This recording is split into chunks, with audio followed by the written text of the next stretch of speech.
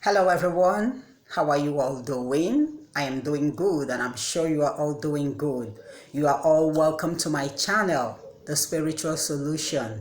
Here we learn tips on spiritual issues, how we tackle our problems related to spiritual issues. In case you are new to this channel, my name is Oge. Please, as we move forward, I would like you to subscribe to my channel, click on the notification button, like and share in case when I post subsequent videos, you'll be notified.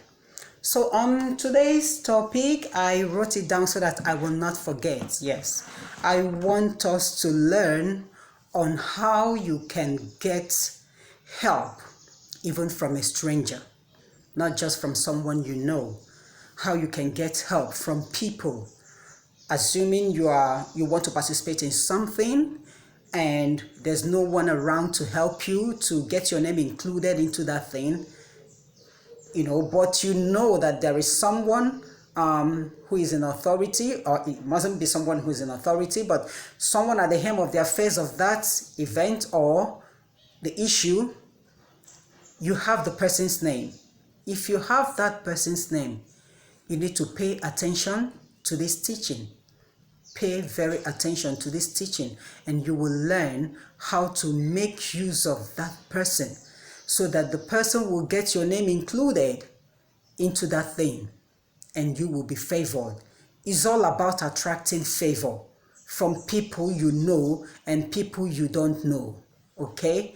It doesn't take anything. It is not fetish. It is not diabolical. These are the things we need to know, but man is naturally ignorant of all these things. So if God can reveal all these things to me, I think it's my duty to share it with people. I mustn't be the only one to benefit, okay? This is tested and trusted. I've done it several times and it worked for me. So I want to teach us all that we need to know. You don't have to be in the dark anymore. You don't have to wait for manna to fall, because I don't think manna will fall again. You need to work it out, okay? Let's say, for instance, there is something that is going on which people are participating, and you need to maybe buy a form and fill the form and get your name included into that thing so that at the end of the day you'll be paid. Something like that, okay? Or maybe you know someone who is too wealthy and you need a financial help from that person, and you know that ordinarily if you walk up to that person to ask for that help, the person will not help you. I want to teach us how to go about this. But if you have anything devilish in mind in doing this thing, it will not work for you. It will not work for you. Do you know why? Because we are not working with just mere mortals. No, we are working with spirits this time around. Yes, you need to invite the Holy Spirit of God to come and help you out. And if the Holy Spirit comes and discovers that your intentions are of evil, it will not work. No matter what you do, it will not work. So without wasting much time, let me go further to teach us everything about that. How do we do this? What we need here is you need a chair, you need a candle, you need a lighter or a matches. You need a white chalk. White chalk. The chalk that the teachers used to write in school. That is all you need. Okay? And what time are you going to do this? You are going to do this anytime as from 12 midnight. Before 3 o'clock in the morning. Anytime as from 12 midnight before 3 o'clock in the morning. And how do you do this? Of course, before time, you must have tabled the matter before God. You tell God that this is what you're passing through. I need help from this person. And as much as I don't know this person, or that I know this person, but I know he or she might not want to help me ordinarily. God, please, I want you to be involved in this matter. So when it's 12 o'clock, 12 midnight, you get that chair. You drop that chair, wherever you are praying. Is it in front of your altar? Or is it in your room or in your sitting room? You just drop that chair at a spot, you get that white chalk. You draw that chalk round to circle that chair. That chair must be inside the circle. You draw the circle round with the white chalk while the chair will be inside the circle. And then you get a candle. You get a candle, a white candle. a white candle. You know, a white candle, at the tip, you will see the rope by which you light, okay, to give you the light. Now, that rope, what you're going to do is when you get that candle, you get your scissors. You cut the tip of that candle, not just the rope, but the tip of that candle. You cut it off. When you cut it off, you turn the candle upside down, okay? The former tip will now be down, while the bottom will be up. When the bottom is up, you light that candle. That is, you light that bottom. You light it. When you light it, the rope will come out. It will take a little time before the rope comes out, but you light it. Now, when you light that candle, you're not going to put it inside that circle where that chair is. You will keep it in front of that chair outside the circle.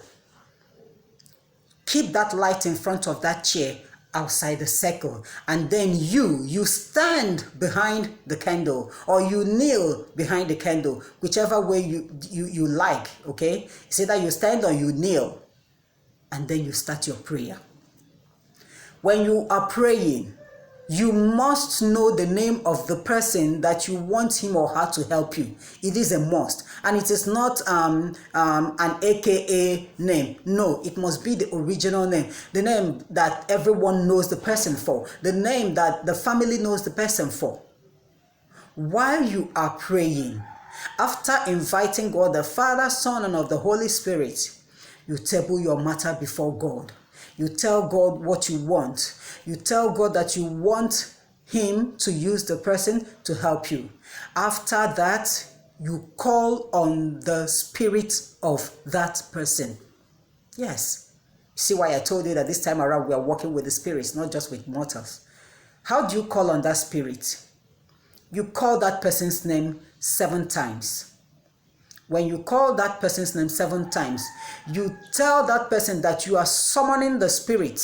You are summoning that person's spirit to appear exactly where you are praying. And once you summon that spirit, you command that spirit to sit down on that chair. That chair is meant for that. The chair is meant for that spirit, not for you. You summon that spirit to sit down on that chair. Okay? You must do this with courage. You must do this with faith. You don't have to doubt. When you are doing it, you believe that you have summoned the spirit and that the spirit has appeared. You command that spirit to sit down on that chair. And after commanding the spirit to sit down on that chair, you now start voicing out what you want the person to do for you.